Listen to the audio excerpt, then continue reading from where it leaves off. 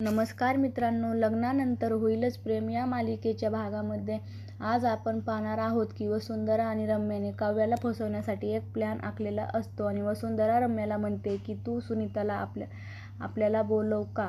तेव्हा रम्या वसुंधराला म्हणते की माणसांना बोलत करण्याचे आपण दोघी मायलेकी एक्सपर्ट आहोत. तेव्हा वसुंधरा म्हणते की त्या कॅफेचं नाव सांगितलं होतंच. तेव्हा रम्या म्हणते की कॅफेचं तक्ष ब्रँड असे बोलून त्या दोघीजणी सुनीताला भेटायला गेलेले असतात. त्यानंतर इकडे आपण पाहतो की नंदिनी काव्याला म्हणते की काव्या की काल तुझा घाम पुसायला मी होते आणि आता परीक्षेत तुला घाम आला तर मी नसेल, त्यामुळे हा रुमाल तुझ्याकडे राहू दे.